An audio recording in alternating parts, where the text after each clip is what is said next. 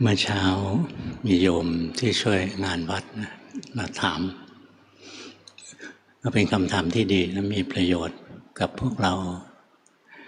เกือบทุกคน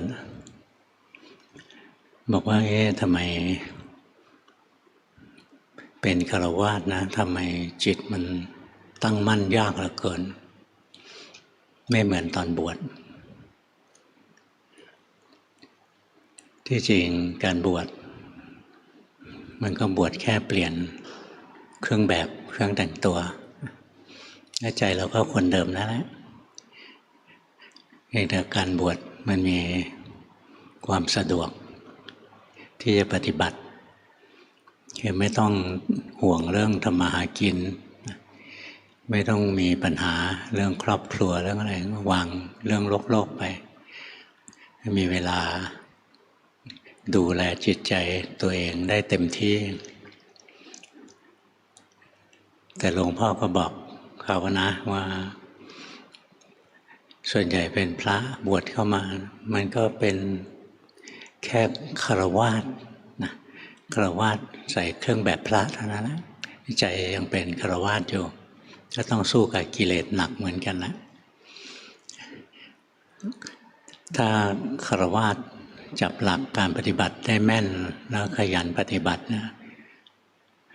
ในขั้นต้นๆนะไม่แพ้พระในเราบอกเราอยู่กับโลกวุ่นวายวัดมันก็โลกหนึ่งเหมือนกันวุ่นวายไม่ได้แพ้กันหรอกนะเพียงแต่มันเป็นโลกที่เล็กหน่อยนี่ทำยังไงจิตเราจะตั้งมั่นอยู่ได้ท่ามกลางความวุ่นวายอันนี้แหละเป็นปัญหาที่ท้าทายนักปฏิบัติฆราวาสทำได้นะถ้ารู้วิธีที่จะทำแล้วก็ขยันทำสองเงื่อนไขนะรู้วิธีก็คือทำได้ถูกต้องพอทำถูกแล้วก็ต้องทำต่อเนื่องทำเยอะๆถ้าฆราวาสเข้าใจสองจุดนี้ไม่แพ้พระหรอกนะในขั้นต้นๆขั้นที่สูงขึ้นไปนะสู้พระไม่ได้หรอกฆราวาสยังหมกอยู่ในกามงั้นถ้า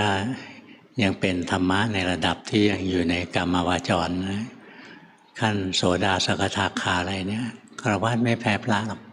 ขอให้รู้วิธีแล้วก็ขยันวิธีการปฏิบัตินะไม่ใช่ตั้งคำถามขึ้นมาว่าทำยังไงจิตจะตั้งมั่นเห็นไหมมันมีคำว่าอะไรมีคำว่าทำอย่างไรจิตจะตั้งมั่นคำตอบก็คือทำไม่ได้ทำไมถึงทำไม่ได้เพราะจิตเป็นอนัตตาเราไปทำให้มันตั้งมั่นตามใจชอบไม่ได้หรอกก็ต้องทำเหตุของมันไปจิตที่ตั้งมั่นนะก็คือจิตที่มันไม่หลงแส่สายไปหยิบฉวยอารมณ์นั้นอารมณ์นี้แส่สายออกไปมันก็ไม่ตั้งมั่นนี่ทำยังไงมันจะไม่แส่สายก็มีหลายวิธีวิธีหนึ่งก็คือหาอารมณ์ที่มันมีความสุขมาล่อมันให้มันเพลิดเพลินยินดีพอใจอยู่ในอารมณ์มันเดียวอย่างหลวงพ่อตอนเด็กๆเนี่ยอารมณ์ที่ทำแล้วมีความสุขคือหายใจเข้าพุทหายใจออกโทพอเรามาหายใจเข้าพุทหายใจออกโทจิตใจมันมีความสุขมันก็ไม่แส่สายออกไปข้างนอกมันก็สงบอยู่กับเนื้อกับตัวอีกวิธีหนึ่งก็คืออาศัยสติของเรานี่แหละคอยรู้ทันเวลาสภาวะอะไรเกิดขึ้นกับจิตใจเช่นจิตฟุ้งซ่านพอจิตฟุ้งซ่านไม่ได้คิดว่าทำยังไงจิตจะสงบนะถ้าคิดจะทำเนี่ยไม่มีทางสงบเลยเพราะการทำมันก็เหมือนเรากวนน้ำให้ขุ่นนะน้ำก็ยิ่งขุ่นมากขึ้นไปอีกเราไม่ทำแต่เรารู้ทันจิตใจตัวเองจิตมันฟุ้งซ่านรู้ว่าฟุ้งซ่านนี่บางคนบอกรู้แล้วก็ยังฟุ้งซ่านไม่เห็นมันจะตั้งมั่นตรงไหนเลย นึกถึงประโยคที่หลวงพ่อบอกไว้นะให้มีสติรู้กายรู้ใจตามความเป็นจริงแล้ววงเล็บด้วยจิตที่ตั้งมั่นและเป็นกลางจิตเราไม่ยอมตั้งมั่นนะแล้วเราก็ยิ่งไม่ชอบนะยิ่งอยากตั้งมั่นตรงนี้เราไม่เป็นกลางต่อความไม่ตั้งมั่นเราอยากจะตั้งมั่นงั้นวิธีที่ง่ายอย่างยิ่งเลยนะเวลาจิตเราฟุ้งซ่านหรือจิตเรามีโมหะมืดมัวดูอะไรไม่รู้เรื่องสับสนไปหมดเนี่ยไม่ต้องคิดว่าจะแก้ยังไงนะไม่ต้องคิดรู้ว่าจะแก้ไขยังไงจิตฟุ้งซ่านรู้ว่าฟุ้งซ่านจิตมีโมหะมืดมัวนะรู้ว่ามืดมัวแล้วก็รู้ทันเข้าไปที่จิตของตัวเองจิตไม่ชอบความฟุ้งซ่านจิตไม่ชอบความมืดมัวจิตอยากได้ความสงบจิตอยากได้ความสว่างแจ่มใสนะรู้ลงไปนะจิตมันยินดีข้างหนึ่งมันยินร้ายข้างหนึ่งนะมันยินร้ายกับความไม่สงบยินร้ายกับความฟุ้งซ่านมันรักใคร่ยินดีในความสงบนะในความไม่ฟุ้งซ่านในความสงบในความสว่างแจ่มใสอะไรนะมันมีความยินดีมีความยินร้ายเกิดขึ้นเมื่อเกิดความยินดียินร้ายนะจิตก็จะยิ่งดิ้นรนทำงานมากขึ้นนะแทนที่จิตจะสงบ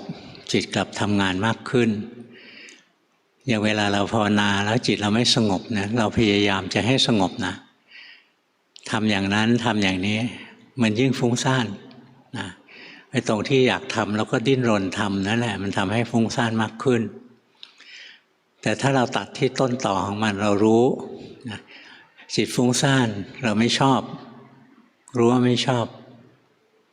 ความไม่ชอบดับจิตเป็นกลางพอจิตเป็นกลางนะความฟุ้งซ่านมันทนอยู่ไม่ได้แล้วมันดับขาดสะบั้นทันทีเลยจิตมันเป็นกลางได้มันตั้งมั่นอัตโนมัติอยู่แล้วล่ะมันตั้งมั่นมันเป็นกลางขึ้นมาก็เอื้อให้เกิดปัญญาปัญญาทำหน้าที่ตัดสิ่งที่ไม่ดีนะทำหน้าที่ตัดสิ่งที่ไม่ดีออกไปอย่างความฟุ้งซ่านเนี้ยพอความฟุ้งซ่านเกิดสติรู้ทันจิตตั้งมั่นจิตเป็นกลางจะเกิดปัญญาปัญญาก็ตัดความฟุ้งซ่านขาดสะบั้นออกไปจิตก็ตั้งมั่นสงบเด่นดวงอยู่นะเพราะงั้นไม่ต้องพยายามทำจิตให้สงบไม่ต้องทำจิตให้ตั้งมั่นนะให้รู้ทันเวลามันไม่สงบเวลามันไม่ตั้งมั่นพอรู้ทันแล้วสังเกตลงไปจิตยินดีให้รู้ทันจิตยินร้ายให้รู้ทันถ้าเราถอดถอนความยินดียินร้ายเสียได้นะความดิ้นรนปรุงแต่งของจิตมันก็หยุดจิตมันก็สงบตั้งมั่นเด่นดวงเป็นกลางนะง่ายง่ายมากแต่ถ้าเราไม่รู้วิธีโอ้ยากนะอย่างจิตเราฟุ้งซ่านนะไปนั่งสมาธิไปเดินจงกรมเมื่อไหร่มันจะสงบนะก็ฝึกสมาธิก็ฝึกกันเป็น10 ปีแล้วถึงจะชำนิชำนาญนะไม่ทันนะไม่ทันกิเลสของคนรุ่นนี้เวลาอาศัยสตินะรู้ทันลงไปจิตฟุ้งซ่านรู้ทันจิตยินร้ายต่อความฟุ้งซ่านรู้ทัน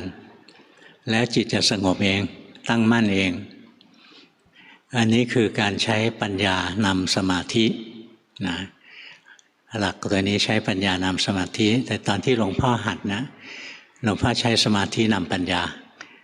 เพราะยุคนั้นไม่ได้ยินครูบาอาจารย์องค์ไหนสอนเรื่องปัญญานำสมาธินะ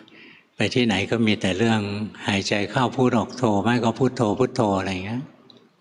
เป็นเรื่องของการทำสมาธินี่ปัญหาก็คือคนส่วนใหญ่ทำสมาธิแล้วมันขึ้นปัญญาไม่ได้มันก็ติดสมาธิสงบซื่อบื้ออยู่กันนะเกือบ100ของนักปฏิบัตินะไปทำสมาธิแล้วก็ไปติดสมาธินิ่งๆซื่อบื้ออยู่บางคนก็เคลิ้มบางคนก็เห็นโน้นเห็นนี่พอเห็นโน้นเห็นนี่แล้วก็ภูมิใจนะอย่างพวกเราบางคนเนี่ยหัดเจริญสติอยู่ดีๆนะแล้วก็อยากรู้ว่าตอนนี้ พ่อเราตายแล้วไปอยู่ที่ไหนแม่เราตายแล้วไปอยู่ที่ไหนนะใจอยากรู้ภาวนาแล้วก็ใจอยากรู้อะไรข้างนอกเที่ยวออกรู้ออกเห็นช่วงแรกกำลังของสมาธิยังดีอยู่ออกรู้ออกเห็นนะก็ถูกต้องชัดเจนถูกต้องแต่ต่อไปพอจิตมันชำนาญในการออกรู้ออกเห็นข้างนอกนะกิเลสมันจะเริ่มเข้ามามันนึกว่ากูเก่งกว่าคนอื่นกูเหนือกว่าคนอื่นนะรู้หมดเลยในที่นี้มีอะไรอยู่นะในถ้ำตรงนี้จะมีถ้ำอยู่ในถ้ำมีอะไรรู้หมดเลยนะรู้มากๆนะใจมันลำพองว่ากูเก่งนะกิเลสแล้วเข้ามาละพอกิเลสแทรกนะต่อไปไอ้ที่รู้ที่เห็นอะไรเชื่อไม่ได้แล้วเริ่มเพี้ยนแล้วนะพอผิดเพี้ยนขึ้นมาก็ยังหลงว่ากูเก่งอยู่งั้นเรื่องออกรู้ออกเห็นอะไรไร้สาระนะไม่มีประโยชน์หรอกงั้นต่อไปเวลาจิตมันฟุ้งซ่านไม่ต้องดิ้นรนนะอย่าไปตามใจมันคืออุ้ยสนุกนะออกรู้ออกเห็นนะฟุ้งซ่านแล้วก็ตามใจกิเลสอีกพวกหนึ่งต่อต้านกิเลสฟุ้งซ่านแล้วหาทางแก้ไขนะหาทางแก้ไขฟุ้งซ่านแล้วก็หายใจไปพุทโธเร็วๆนะเดินจงกรมเร็วๆอะไรเนี้ยทำอะไรขยับตัวยึกยักนะหวังว่าจิตจะสงบนะมันไม่ได้ผลหรอกมันเป็นการหาทางแก้ไขจิตนะเวลาที่กิเลสเกิดนะพวกเราหลวงพ่อพูดหลายทีแล้วพวกเราไม่ค่อยเก็ตหรอกเวลากิเลสเกิดนะไม่คล้อยตามแล้วก็ไม่ต่อต้านนะไม่คล้อยตามไม่ต่อต้านอย่างกิเลสเกิดเราเกิดรู้เกิดเห็นอะไรข้างนอกอยากรู้อะไรก็รู้หมดนะเราคล้อยตามเรายินดีเราพอใจหรือเราคุยกับเทวดาได้นะติดต่อกับเทวดาได้อะไรเงี้ยแล้วก็ยิ่งลำพองนะนี่เราคล้อยตามกิเลสต่อต้านกิเลสก็คือเนี่ยจิตไม่สงบนะทำยังไงจะสงบจิตไม่ดีทำยังไงจะดีนะจิตไม่มีความสุขทำยังไงจะมีความสุขในหัวสมองมันมีแต่คำว่าทำอะถามว่าทำได้ไหมก็ได้เหมือนกันนะแต่ใช้เวลาในจิตไม่สงบนั้นเราก็ไปฝึกสมาธิ10 ปี20 ปีอะไรก็สงบขึ้นมาก็ใช้เวลาแล้วส่วนใหญ่สงบแล้วก็ต้องมาแก้อีกทีนะติดสงบแล้วจะก้าวขึ้นสู่การเจริญปัญญาจะทำยังไงนะอันนี้อ้อมค้อมเสียเวลาเพราะฉะนั้นต่อไปนี้จิตไม่สงบรู้ว่าไม่สงบอยากสงบรู้ว่าอยากจิตไม่ตั้งมั่นรู้ว่าไม่ตั้งมั่นไม่ชอบที่ไม่ตั้งมั่นรู้ว่าไม่ชอบอยากตั้งมั่นรู้ว่าอยากนะรู้ทันความยินดีความยินร้ายเวลากุศลเกิดบุญเกิดนะมีความสุขอะไรขึ้นมาเราก็รู้ด้วยหลักอันเดียวกันนะยินดีก็รู้ทันยินร้ายก็รู้ทันอย่างจิตใจนะอยากฟังธรรมนะจิตเป็นกุศลนะเพราะก็เราหลงโอ้ยคลุ้มคลั่งทำไงจะจับฉลากได้ทำยังไงจะเข้ามาเรียนทันเข้าห้องประชุมทันอย่างเงี้ยใจฟุ้งซ่านใจกังวลนะให้รู้ทันเลยนะนี่อยากดีนะก็ทุกข์แล้วล่ะเนี่ยคอยรู้ทันนะรู้ทันความยินดีความยินร้ายทั้งหลายทั้งปวงทั้งต่อความดีและความชั่วเบื้องต้นดูไอ้ชั่วไว้ก่อนนะเพราะมีเยอะนะจิตโลภขึ้นมาจิตโกรธขึ้นมาจิตฟุ้งซ่านขึ้นมาอยากไม่โลภอยากไม่โกรธอยากสงบอะไรเงี้ยให้รู้ว่าอยากนะรู้ว่าไม่ชอบที่มันไม่ดีรู้ว่ามันอยากได้สิ่งที่ดีเนี่ยรู้ตัวนี้ไว้ให้เยอะนะแล้วจิตจะสงบอัตโนมัติเมื่อจิตไม่ยินดีเมื่อจิตไม่ยินร้ายจิตจะเป็นกลางจิตเป็นกลางจิตก็ตั้งมั่นสงบนะฝึกเรื่อยๆจิตจะตั้งมั่นมีเรี่ยวมีแรงขึ้นมาการที่จิตเป็นกลางเป็นเรื่องใหญ่เป็นกลางเบื้องต้นนะเป็นกลางของสมาธิก็คือไม่ยินดียินร้ายไม่เข้าไปแทรกแซงสภาวะนะรู้ไปความฟุ้งซ่านเกิดรู้ไม่อยากฟุ้งซ่านรู้นะพ อหายฟุ้งซ่านสงบแล้วดีใจชอบใจรู้รู้ยินดีรู้ยินร้ายจิตเป็นกลางจิตก็ได้สมาธิขึ้นมาแล้วถัดจากนั้นนะมันจะมีเป็นกลางที่สูงขึ้นไปอีกคือเป็นกลางด้วยปัญญาพอจิตเราเป็นกลางด้วยกำลังของสมาธิแล้วเนี่ยเราก็เดินปัญญาต่อนะถ้าเราอย่างเราดูจิตอยู่เนี้ยวิธีให้จิตสงบไม่ต้องไปแก้ไขจิตไม่สงบรู้ว่าไม่สงบจิตอยากสงบรู้ว่าอยากนะจิตยินร้ายต่อความฟุ้งซ่านรู้ทันเงี้ยถ้ารู้ยินดียินร้ายนะจิตสงบอัตโนมัติเลยนี่พอจิตสงบตั้งมั่นรู้เนื้อรู้ตัวอยู่ก็ถึงขั้นเดินปัญญาดูความจริงของกายของใจนะถ้าเราเจริญปัญญาด้วยการดูจิตเราก็ดูจิตต่อไปเลยถ้าคนไหนจิตมันไปทรงสมาธิขั้นอัปปนาอะไรเนี่ยนะออกมาดูกายไว้เพราะถ้าจิตมันเข้าอัปปนาเนี่ยถอยออกจากสมาธิมาแล้วจิตมันว่างๆอยู่อีกนานเลยที่อยู่ทั้งหลายวันนะว่างๆสบายเพลินๆนะมันดูไตรลักษณ์ไม่ได้รู้สึกดีกูเก่งกูทำจิตให้สงบตั้งมั่นอยู่ได้ตั้งหลายวันเราจะรู้สึกงั้นถ้าจิตมันเข้าสมาธิระดับอัปปนานะขอแนะนำให้ดูกายเพราะร่างกายมันจะฟ้องให้เราเห็นตลอดเวลานะร่างกายนี่ไม่เที่ยงร่างกายเป็นทุกข์ร่างกายบังคับไม่ได้นะนี่แต่ถ้าเราไม่ได้มีสมาธิลึกอย่างนั้นนะเราดูจิตเอานะจิตไม่เป็นกลางรู้ว่าไม่เป็นกลางนะมันจะสงบแล้วก็ตั้งมั่นรู้เนื้อรู้ตัวอยู่ถัดจากนั้นเราเจริญปัญญาด้วยการดูจิตต่อไปเลยพอจิตตั้งมั่นแล้วอย่ารักษาความตั้งมั่นเอาไว้นะตรงนี้ต้องกล้าหาญมากเลยนะจำนวนมากนะคนจำนวนมากเลยพอจิตตั้งมั่นแล้วก็ประคองตัวผู้รู้เอาไว้รักษาตัวผู้รู้ไว้ที่หลวงพ่อชอบถามพวกเราว่าเห็นไหมสิ่งที่ถูกรู้นะล้วนแต่ไม่เที่ยงแต่ในตัวเราเนี่ยมีสิ่งหนึ่งที่เที่ยงอยู่มีตัวหนึ่งที่นิ่งๆอยู่ตัวนี้เห็นไหมนะไอ้ตัวที่นิ่งๆอยู่นั่นแหละนะคือจิตที่เราไปบังคับมันไว้ควบคุมมันไว้นะเพราะว่ากลัวว่าถ้ามันไม่ควบคุมไว้แล้วเดี๋ยวมันไม่ดี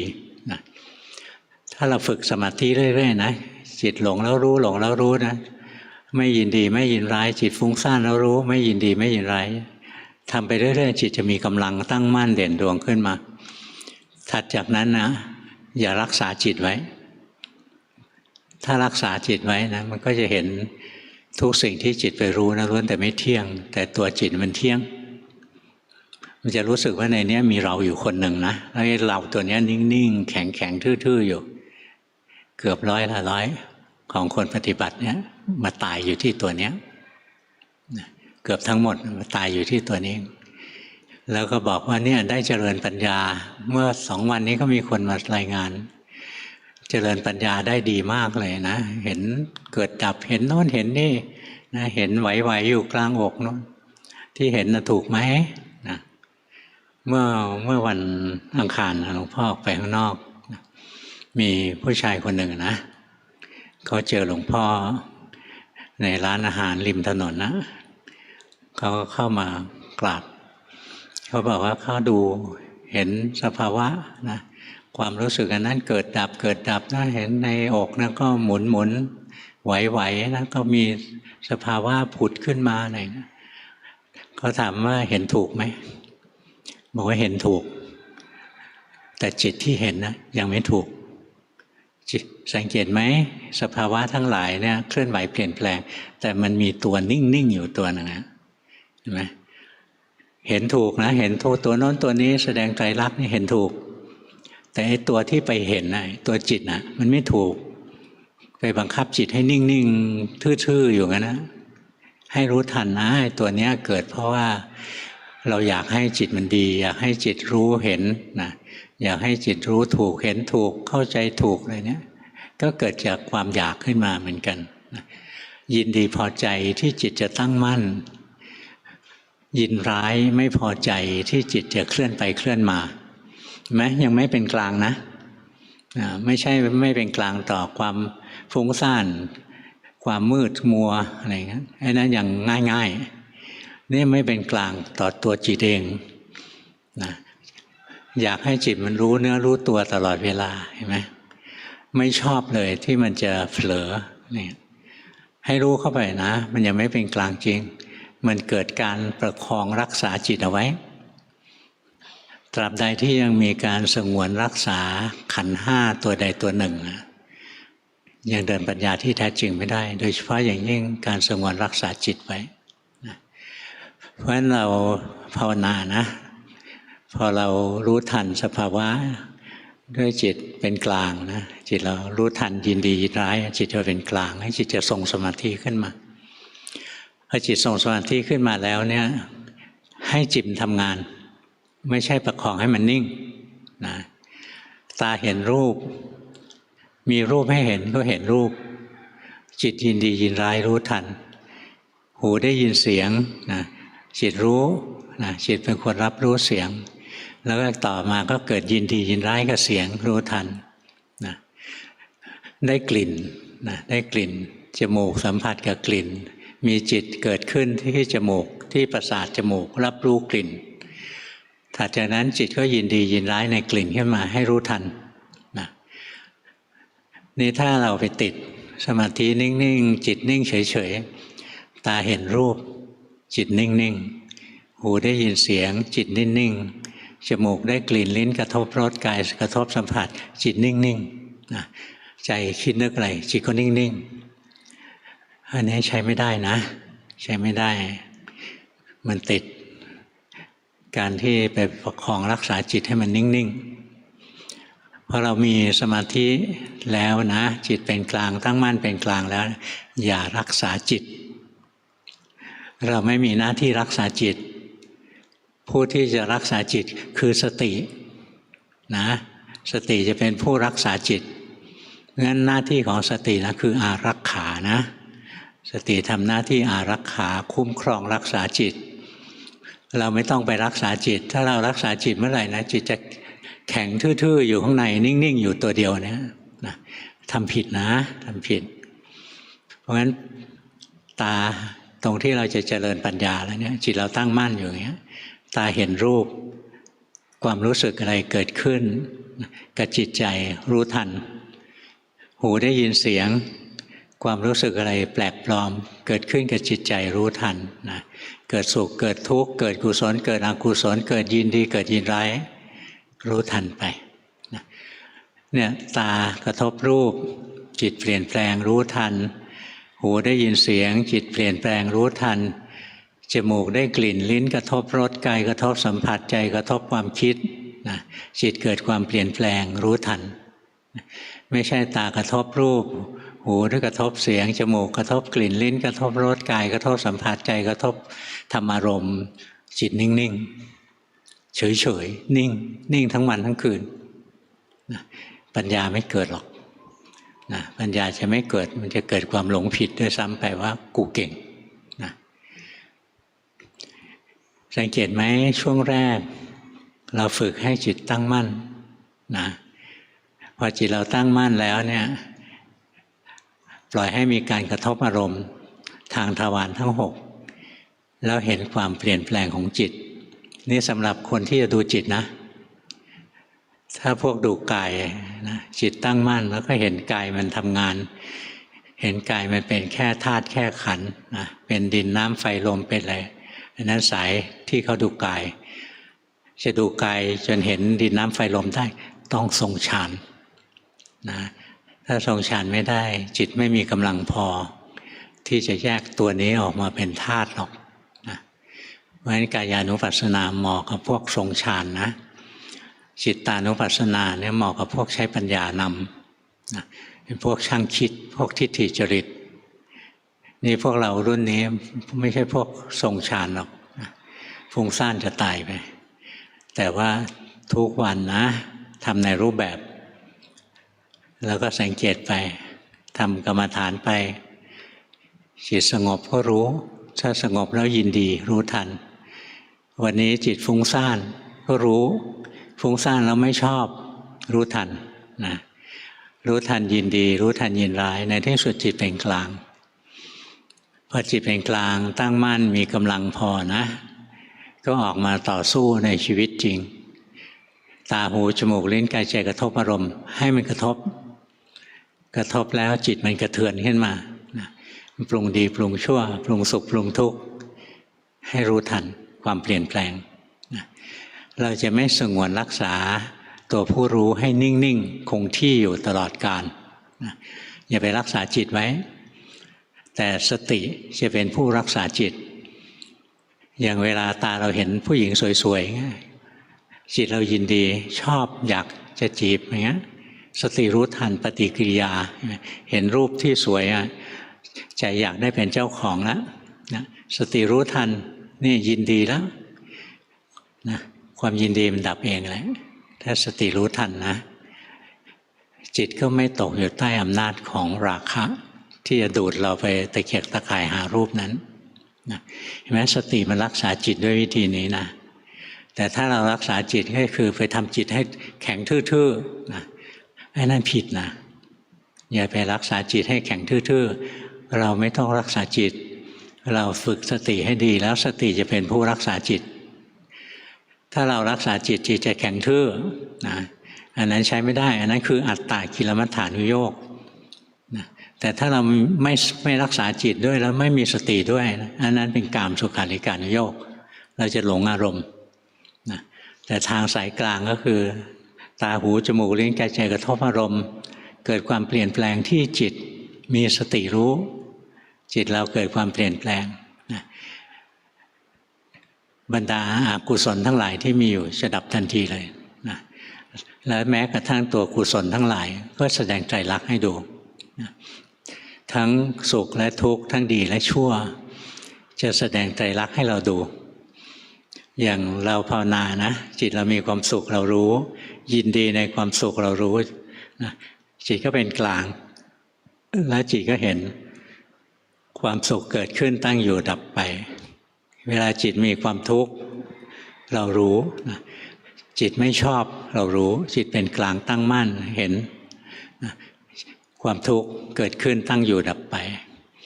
ต่อไปพอดูซ้ำไปเรื่อยนะจิตมันเริ่มฉลาดจิตมันก็ไม่ได้โง่ตลอดกาลหรอกนะจิตเป็นอนัตตาสั่งไม่ได้บังคับไม่ได้แต่จิตเป็นธรรมชาติที่ฝึกได้นะมันสั่งมันไม่ได้แต่ฝึกได้นะเนี่ยเราฝึกมันนะมีสติรู้ทันมันไปเรื่อยๆนะพอกระทบอารมณ์ยินดียินร้ายรู้ทันไปมันเห็นนะความสุขเกิดแล้วดับความทุกข์เกิดแล้วดับต่อไปจิตมันเป็นกลางความสุขเกิดขึ้นจิตก็เป็นกลางความทุกข์เกิดขึ้นจิตก็เป็นกลางจิตเป็นกลางเป็นตัวที่สำคัญมากนะตั้งแต่เริ่มทำสมถะเป็นกลางต่ออารมณ์ที่ดีที่ไม่ดีอะไรนี่ที่สุขที่ทุกข์นะแล้วในขั้นเจริญปัญญาเนี่ยพอปัญญาแก่รอบขึ้นจริงๆนะจิตจะเป็นกลางนะจะเป็นกลางคราวนี้เป็นกลางโดยไม่ต้องรักษาแล้วเป็นกลางเองทีแรกตรงสมถะนะมันเป็นกลางเพราะเรารู้ทันความยินดียินร้ายแต่ตรงที่เราเจริญปัญญาเนี่ยจิตมันเป็นกลางเพราะเห็นความจริงว่าสิ่งทั้งหลายทั้งปวงนะเกิดขึ้นตั้งอยู่ดับไปไม่อยู่ในอำนาจบังคับมันเป็นกลางเพราะปัญญานะอันแรกเป็นกลางนะด้วยสมาธินะคอยรู้ทันนะเราจะรู้ทันจิตตัวเองนะมันยินดีรู้มันยินร้ายก็รู้ไปนะนี่พอจิตมันตั้งมั่นเด่นดวงแล้วเนี่ยต่อไปก็ไม่ว่ากระทบอารมณ์อะไรนะจะเห็นทุกสิ่งนะตกอยู่ใต้ไตรลักษณ์ความสุขที่เราหิวโหยมาตลอดนั่งสมาธิก็อยากมีความสุขอ่ะเราก็ยังเห็นนะความสุขก็ตกอยู่ใต้ไตรลักษณ์ความทุกข์ที่เราเกลียดชังนะเราภาวนาไปเรื่อยๆจิตมีปัญญาก็เห็นนะความทุกข์ก็ตกอยู่ใต้ไตรลักษณ์สุขกับทุกข์เสมอกันเพราะฉะนั้นจิตก็จะยุติความปรุงแต่งเมื่อจิตมีปัญญาแก่รอบแล้วนะความปรุงแต่งจะดับนะจิตมีปัญญาแก่รอบแล้วความปรุงแต่งของจิตจะดับลง แต่เดิมนั้นหิวโหยอยากได้แต่ความสุขเกลียดชังความทุกข์เนี่ยจิตก็ดิ้นไปมีราคะบ้างมีโทสะบ้างอยากได้ความสุขก็ราคะเกลียดความทุกข์ก็โทสะอะไรเงี้ยแต่คราวนี้มันเห็นนะสุขกับทุกข์นั้นเสมอกันด้วยความเป็นไตรลักษณ์จิตก็หมดความหิวโหยในความสุขหมดความหิวโหยในความเกลียดชังในความทุกข์สุขกับทุกข์เท่าเทียมกันจิตก็หมดความดิ้นรนที่จะแสวงหาความสุขจิตหมดความดิ้นรนนะที่จะประคับประคองรักษาความสุขที่มีอยู่จิตหมดความดิ้นรนที่จะผลักไสความทุกข์จิตก็จะเป็นกลางต่ออารมณ์ทั้งปวงนะอารมณ์ที่มากระทบเราเนี่ยบางอันเป็นสุขบางอันเป็นทุกข์เราเห็นว่าไอ้นี่สุขดีเราชอบแต่ปัญญามันเกิดนะมันรู้ว่าสุขมันก็งั้นแหละเดี๋ยวก็ดับเสียแรงเที่ยวแสวงหาเสียแรงเที่ยวรักษานะตรงที่เที่ยวแสวงหานั้นด้วยอำนาจของกามตัณหาตรงที่พยายามรักษาไว้ด้วยอำนาจของภวะตัณหาตรงที่เราเกลียดชังความทุกข์อยากให้หมดไปสิ้นไปเรียกว่าวิภวะตัณหาเนี่ยพอมีตัณหานะจิตก็จะดิ้นรนใหญ่เลยดิ้น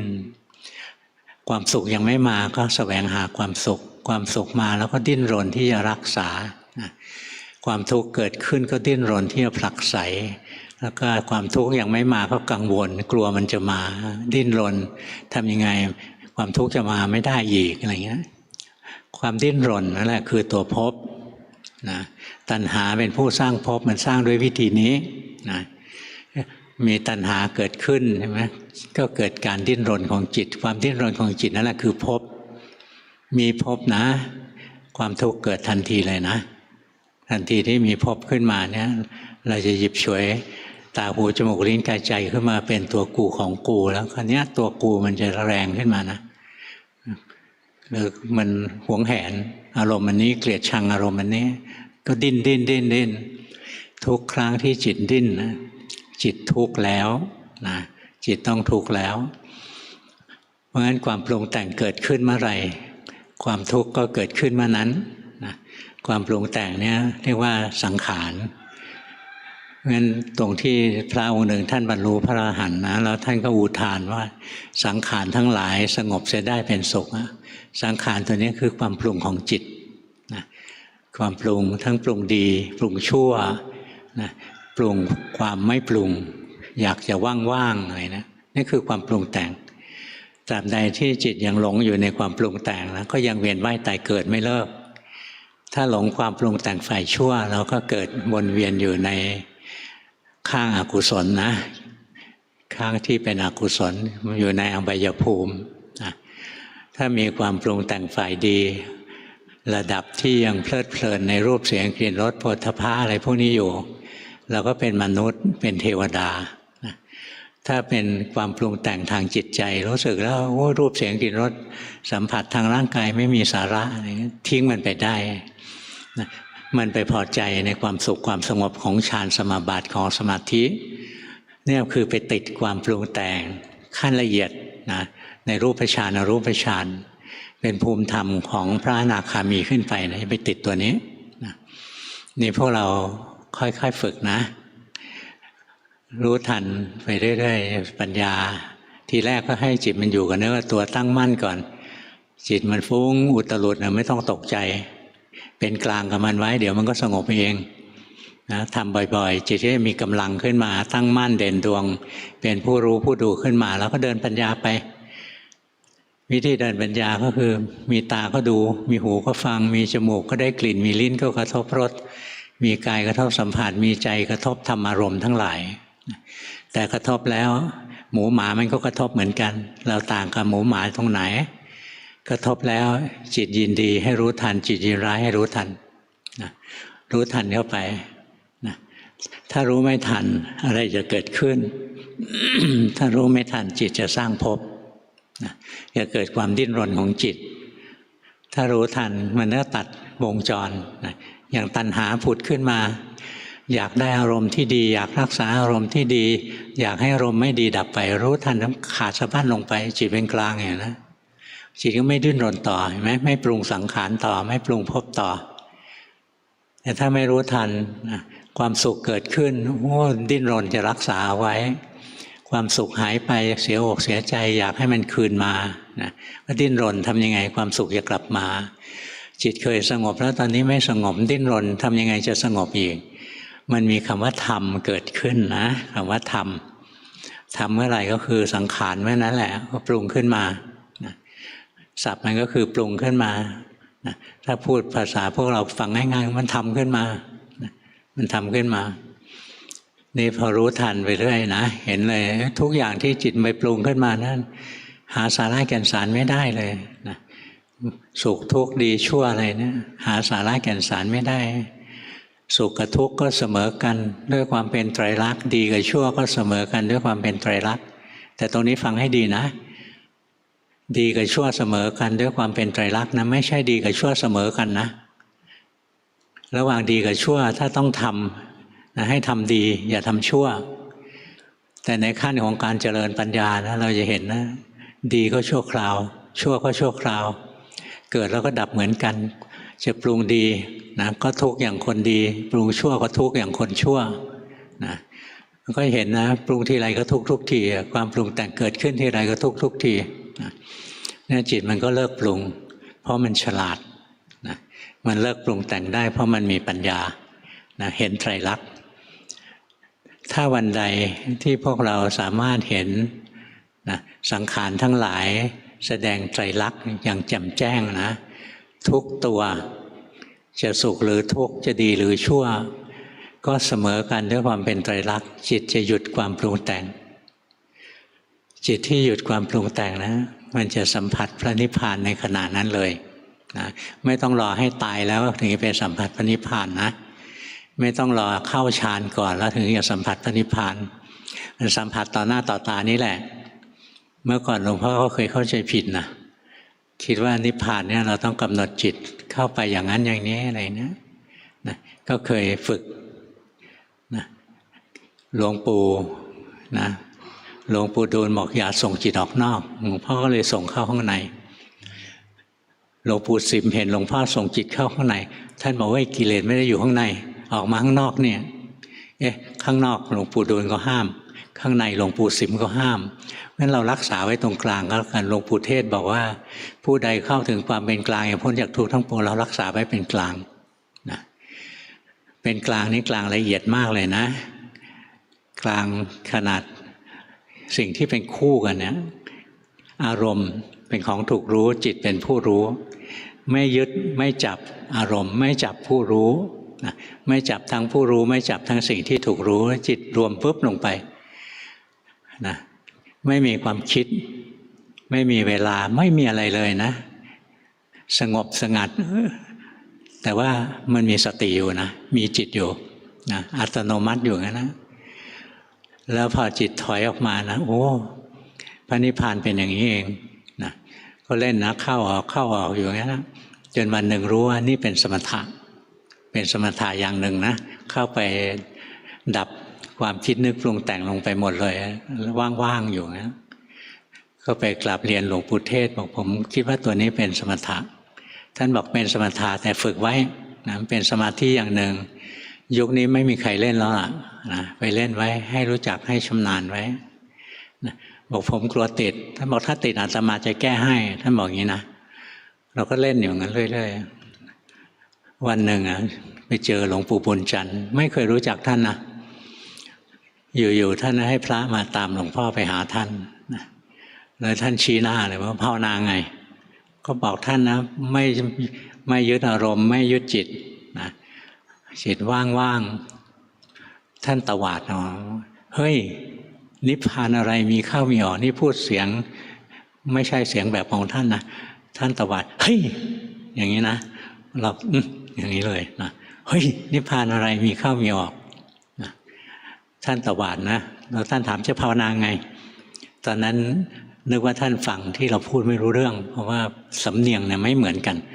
เราก็ฟังท่านไม่ค่อยรู้เรื่องนะท่านก็คงฟังเราไม่ค่อยออกเหมือนกันอย่างเงี้ยก็เล่าซ้ำนะโดนท่านตวาดครั้งที่สองนะจิตมันเลิกเลยนะไม่เอาแล้ว ไอ้ตัวนี้มันเป็นสมาธิเฉยๆนะไม่เอาแล้วเลยรู้นะนิพพานจริงๆไม่มีเข้ามีออกหรอกนะเมื่อไรสิ้นตัณหาเมื่อนั้นสิ้นความปรุงแต่งเมื่อไรสิ้นความปรุงแต่งเมื่อนั้นนิพพานปรากฏอยู่ต่อหน้าต่อตาไม่ต้องส่งจิตเข้านิพพานพวกเราชอบพูดเพ้อเจ้อนะเวลาพระตายหรือแม่ชีตายแล้วส่งน้อมส่งสู่นิพพานถ้าท่านนิพพานท่านนิพพานของท่านแล้วตั้งแต่ยังไม่ตายไม่ต้องส่งถ้าท่านยังไม่นิพพานเป็นน้อมส่งท่านนิพพานท่านก็ไม่นิพพานเป็นคำพูดซึ่งไม่มีสาระฟังแล้วโก้โก้แต่ว่าไม่มีสาระอะไรเลยนะเพราะนิพพานไม่มีใครส่งใครไปได้หรอกต้องส่งตัวเองนะเรียนรู้ไปถ้าเมื่อไหร่จิตเห็นความจริงนะของความปรุงแต่งทั้งหลายทั้งปวงของสังขารทั้งหลายทั้งปวงทั้งรูปธรรมทั้งนามธรรมนะเห็นความจริงของมันนะว่าเป็นไตรลักษณ์จิตก็หมดความอยากอย่างมันรู้ความจริงว่ากายนี่คือตัวทุกข์มันก็หมดความอยากที่ให้กายเป็นตัวสุขหมดความอยากที่จะให้กายไม่ทุกข์มันรู้ความจริงว่าจิตเป็นตัวทุกข์มันก็หมดความอยากให้จิตมีความสุขหมดความอยากให้จิตพ้นทุกข์นะไม่มีตัณหาเมื่อไม่มีตัณหาความดิ้นรนของจิตไม่เกิดเมื่อความดิ้นรนของจิตไม่เกิดนะจิตก็เข้าถึงความสงบสันตินิพพานมันคืออะไรนะนิพพานมีลักษณะยังไงนิพพานมีลักษณะสันตินะสันติลักษณะเรียกว่ามีสันติลักษณะนะวัดนี้ชื่อวัดสวนสันติธรรมถ้าเขาถามว่าแปลว่าอะไรสันติธรรมคือพระนิพพานนะไม่ใช่เลื่อนลอยอะไรหรอกเมื่อไหร่รู้ความจริงของสังขารเมื่อนั้นจะตัดความอยากตัดความตัณหาได้นะตัดตัณหาได้ก็ตัดภพคือความปรุงแต่งได้ถ้าตัดภพได้ก็สัมผัสพระนิพพานในขณะนั้นเลยนะนิพพานคือสภาวะที่สิ้นตัณหาเรียกว่าวิราคะนิพพานคือสภาวะที่สิ้นความปรุงแต่งพ้นจากสังขารนะเรียกว่าวิสังขารนะสิ่งเหล่านี้คือชื่อของนิพพานทั้งสิ้นนะนิพพานพ้นจากทุกสิ้นเชิงนะเรียกว่าวิมุตตินะเพราะฉะนั้นภาวนานะเบื้องต้นวันนี้เทศตั้งแต่ต้นจนจบเลยนะเบื้องต้นทำกรรมฐานไปนะจิตฟุ้งซ่านแล้วไม่ชอบรู้ทันจิตมัวอยากให้สว่างรู้ทันจนกระทั่งจิตเป็นกลางจิตเป็นกลางแล้วจิตจะมีสมาธิดีขึ้นมาเองแหละนะตั้งมั่นขึ้นมาแล้วฝึกบ่อยๆนะมันจะมีกำลังตั้งมั่นเด่นดวงขึ้นมาถัดจากนั้นเจริญปัญญาถ้าเจริญปัญญาด้วยการดูจิตก็คือปล่อยให้จิตทำงานอย่ารักษาจิตเอาไว้นะอย่าสงวนรักษาตัวหนึ่งให้นิ่งๆคงที่เอาไว้นะกล้าหน่อยเมื่อก่อนหลวงพ่อเปรียบเทียบนะบอกว่าการที่เราปล่อยไม่ไปจับจิตเอาไว้แน่นๆนะเหมือนเราเดินข้ามคลองตามบ้านนอกนะยุคก่อนนะคลองนะข้ามด้วยสะพานไม้ไผ่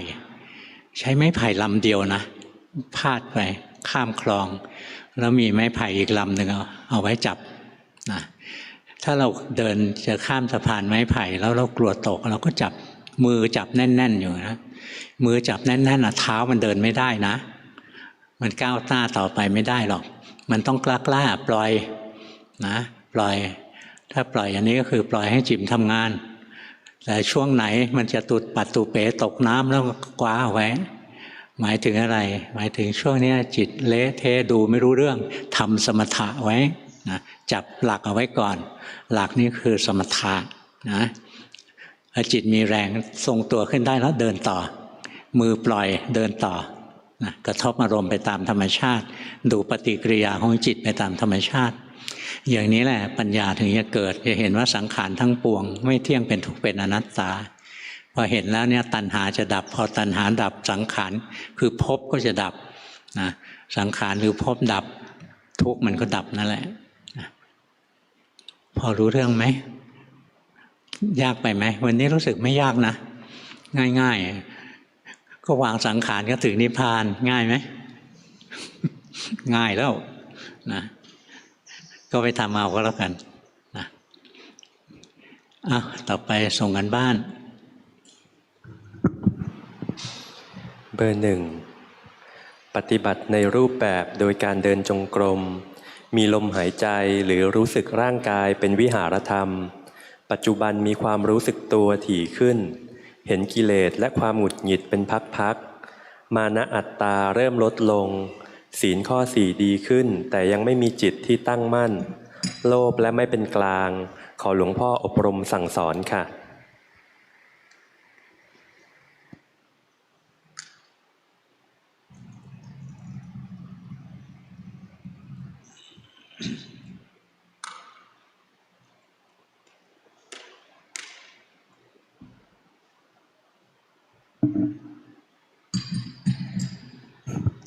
ไอ้ที่สอนมาวันนี้เอาไปทำนะ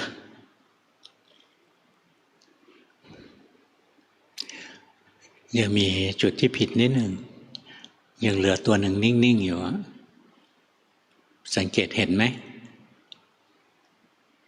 ไม่เห็นก็ไม่เป็นไรนะรู้เท่าที่รู้ได้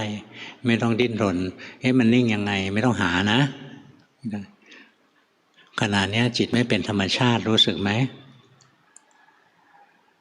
ตรงนั้นแหละที่มันผิดธรรมชาติอยู่นะงงรู้ไหมงงงงก็รู้ว่างงนะรู้ลงปัจจุบันไป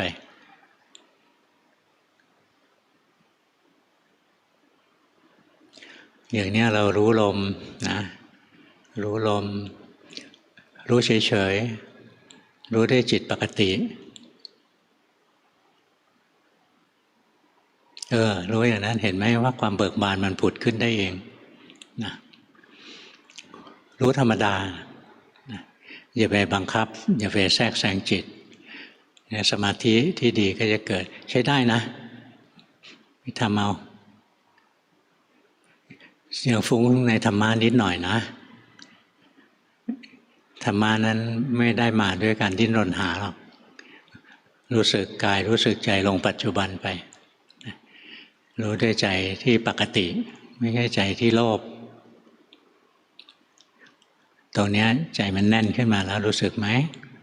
พอจะเห็นไหมไม่เห็นไม่เป็นไรนะถนัดรู้สึกกายรู้สึกกายไปเดี๋ยวมันก็เห็นเองแหละร่างกายขยับเนี่ยรู้สึกไหมนะเบอร์หนึ่งถนัดดูรู้สึกกายนะรู้สึกกายเป็นวิหารธรรมไหมแล้วมันจะเห็นจิตชัดเบอร์สองแป๊บหนึ่งเบอร์หนึ่งอย่างเงี้ยจิตมันจะแน่นขึ้นมานิดหนึ่งรู้สึกไหมเราคิดถึงตอนที่ไม่ได้ภาวนาจิตไม่ได้แน่นอย่างนี้นะลืมการปฏิบัติไปเสียทิ้งมันไปเลยลืมการปฏิบัติไปไม่ต้องแต่งให้จิตเบาๆงั้นไม่ต้องนั้นปลอมสังเกตไหมจิตขนาดนี้กับตะเกียบไม่เหมือนกันแล้วนะตะเกียบมันนิ่งๆทื่อๆอย่างนั้นน่ะไม่ดีละตัวนั้นนะแล้วก็อย่าแกล้งรู้สึกตัวนะตรงนี้รู้สึกปลอมนะเหมือนรู้สึกอะแต่มันแต่งขึ้นมานะมันแต่งขึ้นมาแล้วทำไงรู้ว่ามันแต่งไม่ต้องแก้เบอร์สองในรูปแบบใช้การนั่งสมาธิดูลมหายใจและบริกรรมพุทโธชีวิตประจำวันรักษาศีล5ดูจิตที่หลงไปตามอารมณ์หรือร่างกายที่เคลื่อนไหวรักสุขเกลียดทุกข์ทำให้จิตหิวอารมณ์ที่ชอบรู้ทันบ้างไม่ทันบ้างตั้งใจปฏิบัติเพื่อบูชาพระพุทธพระธรรมพระสงฆ์พ่อแม่ครูบาอาจารย์ขอหลวงพ่อเมตตาช่วยสั่งสอนให้พัฒนาต่อไปครับที่ทำอยู่นี่ก็พัฒนาแล้วนะไม่ต้องรีบร้อนหรอกถือศีล5นะทุกวันปฏิบัติในรูปแบบไปแล้วก็มีสติไปอย่ารีบร้อนนะใจมันยังหิวอยากดีเร็วๆอยากพ้นทุกข์เร็วๆอะไรเงี้ยรู้ทันมัน ความอยากเป็นเหตุให้เกิดทุกข์ไม่ได้เป็นเหตุให้พ้นทุกข์หรอกตรงนี้จิตมันนิ่งเข้ามาแล้วรู้สึกไหมไม่เอานะหลงไปเพลินในความสุขก็ไม่ใช่ประคองจิตเอาไว้ก็ไม่ใช่นะปล่อยซิปล่อยให้ดูหน่อยโอ้หัดปล่อยอย่างนี้นะอย่างนี้ใช้ได้เห็นไหมปล่อยแต่ไม่หลงจิตอย่างนี้ถึงจะดีนะแล้วถ้าจิตมาอยู่ตรงนี้เนี่ยตาหูจมูกลิ้นกายใจกระทบอารมณ์นะมันจะเห็นความเปลี่ยนแปลงของจิตแต่ถ้าจิตเรานิ่งๆนะกระทบมาจิตเฉยๆไม่มีความเปลี่ยนแปลงให้ดูแต่ถ้าใจเราไม่ได้ไปประคองเอาไว้เนี่ยพอกระทบแล้วมันจะมีความเปลี่ยนแปลงขึ้นให้ดูตัวนั้นเราเดินปัญญาได้ถ้ามันคงที่นิ่งอยู่ไม่เดินปัญญานะเบอร์3ใช้ได้นะจิตสว่างออกข้างนอกไปหน่อยเบอร์3ชีวิตประจำวันอยู่กับอิริยาบถ4เห็นกายและใจทำงานได้เองมีใจเป็นคนดูบางทีก็คิดนำบางทีก็กังวลกลัวจะไม่ถูกแต่ก็ตั้งใจจะรู้อย่างเดียวฟังธรรมะหลวงพ่อตลอดตั้งใจ ตั้งใจรักษาศีล5จิตเคลื่อนจิตไหลคอยรู้ทันเวลานั่งก็อยู่กับความผ่อนคลายเห็นจิตทำงานได้เองขอหลวงพ่อชี้แนะเพราะกลัวคิดไปเองเจ้าค่ะภาวนาดีนะแต่จิตมันออกนอกนิดหนึ่งนะขณะนี้รู้สึกไหมจิตมันไม่ถึงฐานจริงดูออกไหมตอบตรงๆจิตมันไม่ถึงฐานทีเดียวนะอย่าดึงนะรู้สึกไหมเราไปดึงมันแล้วอย่าดึงเวลาจิตไม่ถึงฐานทำยังไงวันนี้สอนแล้วนะรู้อย่างที่มันเป็นจิตไม่ถึงฐานรู้ด้วยความเป็นกลางเมื่อไหร่เป็นกลางเมื่อนั้นถึงฐานตั้งมั่นปัญหาก็คือจิตออกข้างนอกเราไม่รู้ว่าออกนอกนะอย่างนี้ไม่ดีแต่ถ้าออกข้างนอกเรารู้ว่าออกนอกรู้ว่าไม่ชอบรู้ว่าอยากให้ตั้งมั่นนะอันนี้ถึงจะใช้ได้จิตหลงไปคิดรู้ว่าจิตหลงไปคิดเบอร์3นะภาวนาดีนะแต่จิตมันอยู่ข้างนอกนิดหนึ่งไม่มากหรอกลองหายใจซิแล้วรู้สึกลงไปในร่างกายพอละรู้สึกไหมจิตตรงนี้กับตะเกียไม่เหมือนกันละนะตะเกียออกข้างนอกนะแต่มันออกแบบเนียนๆดูยากนะพอจิตเรากลับเข้ามาตั้งมั่นจริงๆเราจะรู้ว่าเมื่อกี้มันอยู่ข้างนอกนะงั้นเวลาภาวนาสังเกตนะถ้าจิตยังไม่เข้าฐานนะไม่ต้องรีบเจริญปัญญาหรอกให้รู้ทันว่าไม่เข้าฐานแล้วมันเข้าเองถ้าอยากให้เข้าไม่เข้านะทำไมรู้ทันแล้วมันเข้าเองเรารู้ด้วยความเป็นกลางตรงกลางนั่นแหละนะมันตั้งมั่นเรียบร้อยแล้วถึงฐานเรียบร้อยแล้วไอ้คำว่าถึงฐานนะคือมันถึงตัวกลางนะถึงความเป็นกลางดีนะเบอร์3ไปทำต่อไปเรียนเยอะเดี๋ยวงงที่ทำน่ะดีแล้วล่ะคอยสังเกตว่าจิตมันไม่ยอมเข้ามาจิตออกนอกนิดหนึ่งนิดเดียวแหละเบอร์4รักษาศีล5ทำในรูปแบบตอนเช้าและก่อนนอนโดยทำอานาปานสติระหว่างวันดูลมหายใจเป็นคนโทสะจริตถูก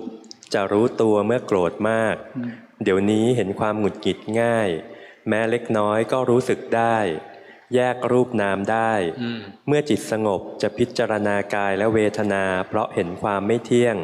ไม่แน่ใจทำถูกไหมคะถูกที่ดีมากเลยก็คือรู้ว่าตัวเองเป็นพวกโทสะเยอะนะดีใช้ได้นะตรงเนี้ยจิตไม่เป็นธรรมดารู้สึกไหม ถ้ารู้สึกก็ใช้ได้นะไม่ต้องแก้นะก็รู้ว่าเนี่ยเป็นความปรุงแต่งแบบหนึ่งเท่านั้นนะตรงนี้หลงรู้ไหมเบอร์สี่ดีนะใช้ได้เลยนะไปดูบ่อยๆทำถูกแล้วตรงนี้ผิดแล้วจงใจดูรู้สึกไหมจงใจดูแล้วไม่เห็นพอหลวงพ่อบอกว่าตรงนี้ไม่ถูกแล้วงงสงสัยมันไม่ถูกยังไงแล้วไม่เห็นว่าสงสัยอีกเนี่ยตอนนี้ไม่เห็นแล้วว่าสงสัยอยู่เดินเที่ยวแสวงหาคำตอบเนี้ยให้รู้ลงไปรู้ทีละช็อตทีละช็อตนะเห็นร่างกายเคลื่อนไหวไหมนะเนี่ยรู้สึกนะรู้สึกไปไม่เอาตรงนี้ไม่เอาตรงนี้เพ่ง ไม่ยากหรอกแหมแค่นี้ก็ยากจังเนาะ ไม่ยาก ที่ทำอยู่นะดีมากๆแล้วนะที่หลวงพ่อบอกมันละเอียดขึ้นละเอียดขึ้นก็จะ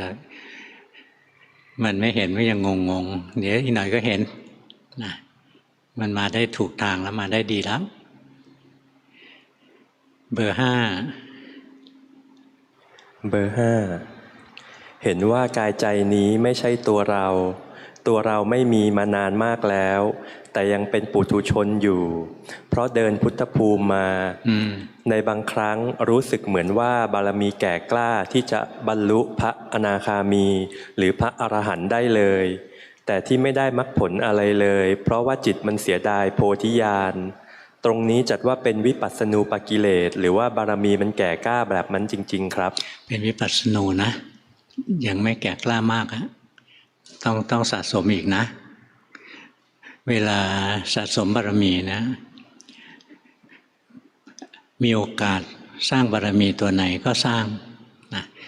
ไม่ต้องห่วงว่าตัวนั้นยังขาดตัวนี้ยังขาดแล้วจะต้องมุ่งไปตัวนั้นตัวนี้นะเวลาจะสร้างพระโพธิญาณเนี่ยมันใช้เวลาเยอะไม่ต้องรีบร้อนนะค่อยๆเรียนค่อยๆรู้ไปจะเรียนไปเป็นครูเขามันก็ต้องเรียนยาวนานหน่อยนะ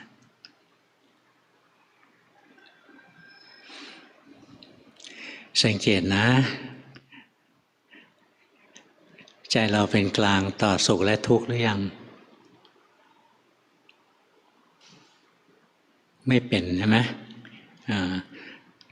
ใจเราเป็นกลางต่อดีและชั่วหรือยังไม่เป็นใช่ไหม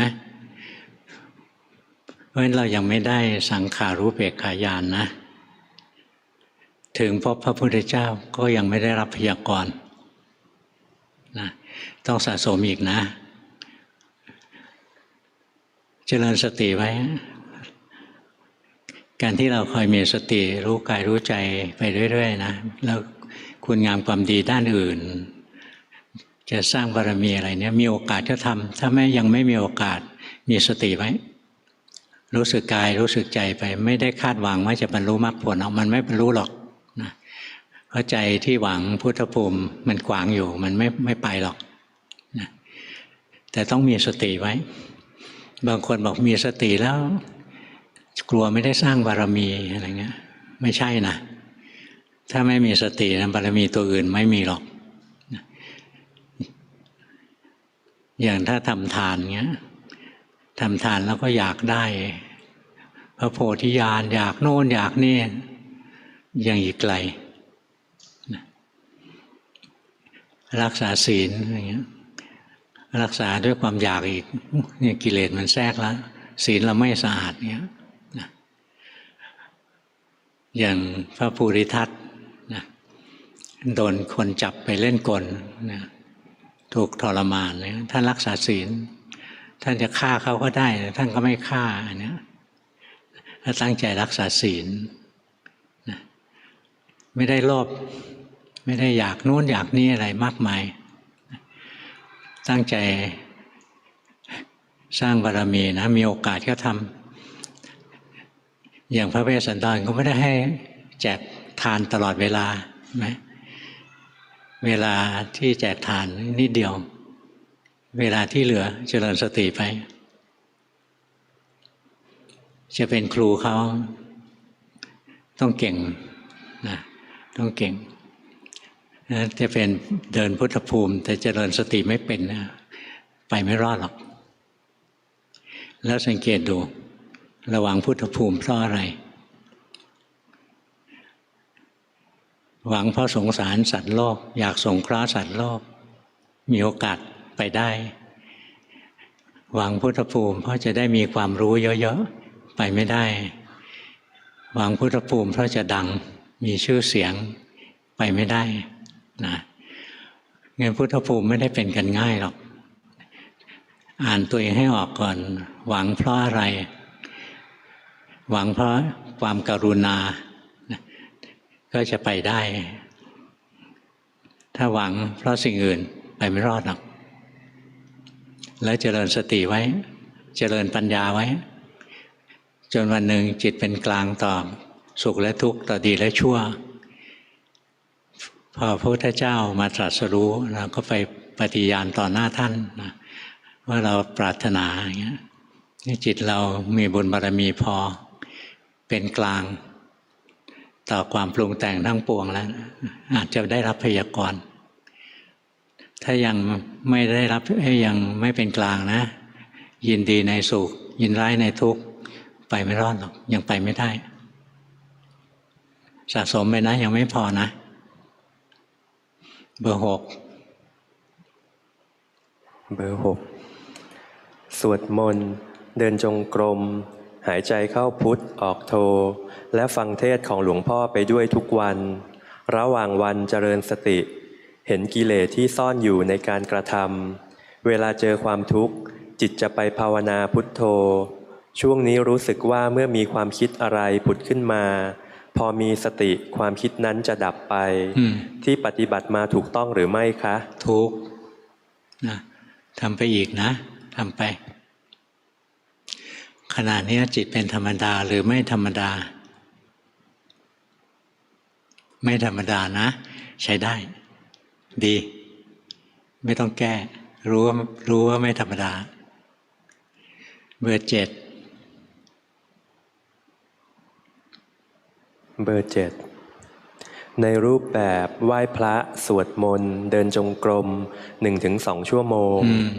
มีวิหารธรรมอยู่กับคำบริกรรมเมตตาคุณังอรหังเมตตาทำกรรมฐานดูจิตหลงแล้วรู้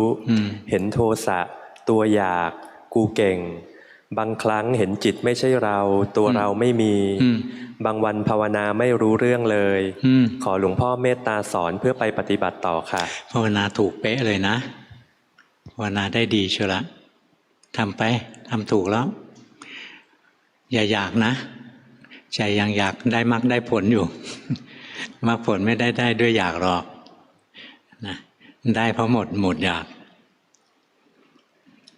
ที่ฝึกอยู่ดีนะดีมากๆเลยเนี่ยเวลาเราทำสม่ำเสมอทุกวันนะจิตมันมีพลังนะจิตมันสว่างไสวรู้สึกไหมจิตมันผ่องใสมันสว่างไสวนะถัดจากนั้นเราก็เรียนรู้กิเลสของเราไปนะจิตนั้นนะโดยตัวมันสว่างไสวอย่างนี้แหละแต่มันมีกิเลสซ่อนอยู่พอกิเลสพอตาหูจมูกลิ้นกายใจกระทบอารมณ์กิเลสโผล่ขึ้นมาเราไม่ว่ามันนะเราก็เห็นมันเกิดดับไปนะต่อไปมันก็รู้นะกิเลสมันก็ไม่ใช่เราจิตมันก็ไม่ใช่เราไม่มีนะตอนนี้มันยังเหลือเราอยู่นิดหน่อยนะเหลือไม่มากหรอกภาวนานะมาได้ดีมากๆเลยตัวตนมันเบาบางมากแล้วล่ะอย่ารีบนะขยันภาวนาแต่ไม่อยากได้ผลนะไม่ต้องอยากยิ่งอยากยิ่งช้าเบอร์ 8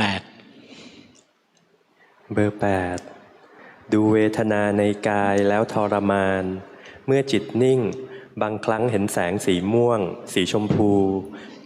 จึงให้จิตเป็นผู้รู้ผู้ดูแสงก็จะหายไปเห็นร่างกายเป็นก้อนเนื้อมีแต่ทุกข์เราเป็นผู้มาอาศัยแต่ก็ยังมีความพอใจในร่างกายอยู่เวลาภาวนารู้สึกถึงชีพจรตามนิ้วกลางอก เห็นจิตหลง มีโทสะมีโลภะก็กลับมาพุทโธที่ลมหายใจใหม่ไม่ทราบว่าควรให้จิตอยู่ที่พุทโธหรือชีพจรดีคะอยู่อันไหนก็ได้นะแต่ของเบอร์8นั้นนะจิตมันถนัดที่จะรู้กายนะคอยรู้สึกกายไว้แล้วจิตมันจะมีแรงมันจะเห็นจิตได้เองอะรู้สึกกายไปเรื่อยๆรู้สึกไปสบายๆเราเป็นคนรักสุขรักสบายรักสวยรักงามนะรู้สึกกายไปเรื่อยๆแล้วมันจะเห็นว่ากายนี้ไม่มีอย่างอื่นมีแต่ทุกข์นี่พอเห็นทุกข์แล้วใจไม่ชอบใจทนไม่ได้ใจก็หนีอย่าหนีนะทุกข์มีไว้รู้ไม่ใช่มีไว้ละไม่ได้มีไว้หนีรู้สึกลงไปเลยกายนี้ไม่มีอะไรนอกจากทุกข์ดูไปเรื่อยๆนะแล้วตอนไหนที่ไม่ไหวแล้วจิตทุกข์ทรมานมากแล้วกลับมาทำความสงบนะจิตมีเรื่องมีแรงกลับไปดูอีกกายนี้มีแต่ทุกข์ไม่มีอย่างอื่นเลยนะดูไปเรื่อยๆซ้ำไปเรื่อยๆนะแล้วมันจะพัฒนาได้เร็วถ้าเราเห็นกายเป็นทุกข์เราก็หนีไปดูจิตเห็นจิตเป็นทุกข์เอาหนีไปอยู่กับพุทโธก็หนีไปเรื่อยๆแหละทุกข์มีไว้รู้ทุกข์ไม่ได้มีไว้หนีไม่ได้มีไว้ละรู้กายลงไปเห็นมันทุกข์เห็นมันไม่น่ายินดีไม่น่ารักใคร่พอใจนะมันเป็นสมบัติของโลกไม่ใช่ของเราเนี่ยดูไปแล้วใจมันทนไม่ไหวก็ทำความสงบนะไม่ใช่พอเห็นทุกข์ก็หนีนะสู้ก่อนสู้จนสู้ไม่ไหวก็ค่อยถอยกลับมาทำสมาธิทำสมาธิไปจิตมันเคลื่อนออกไปทำงานก็เห็นนะจิตมีกิเลสก็ไม่ดีอีกแล้วจะหนีกิเลสอีกแล้วอย่าหนีนะที่หลวงพ่อสอนวันนี้ว่าเวลากิเลสเกิดนะเราไม่คล้อยตามคือถูกมันครอบงำเราไม่ต่อต้านมันไม่หนีมันด้วยไม่ต่อต้านมันด้วยไม่ต้องไปแก้ไขมันด้วยรู้ไปเรื่อยๆรู้ด้วยความเป็นกลางไว้ตรงนี้เพ่งตรงนี้ไปรวบจิตเข้ามาให้นิ่งๆนะคลายออกสิคลายออกจิตต้องระดับนี้นะตึงอย่างตะกี้ไม่ดีนะตึงอย่างตะกี้เป็นอัตตากิลมัฏฐานุโยคตึงเกินไปจิตไหลไปคิดเห็นไหมรู้สึกกายไว้นะของเบอร์8นะรู้สึกกายแล้วจิตจะมีกำลังแล้วพัฒนาได้ง่ายนะเอากายเป็นหลักไว้แล้วมันเห็นจิตของมันเองเป็นครั้งเป็นคราวไม่ต้องไปจ้องใส่จิตวันนี้เทศให้ฟังเท่านี้พรุ่งนี้หลวงพ่อไม่อยู่ที่นี่นะพรุ่งนี้เป็นเทศมสท.เวลาเดิม 9 โมงเชิญ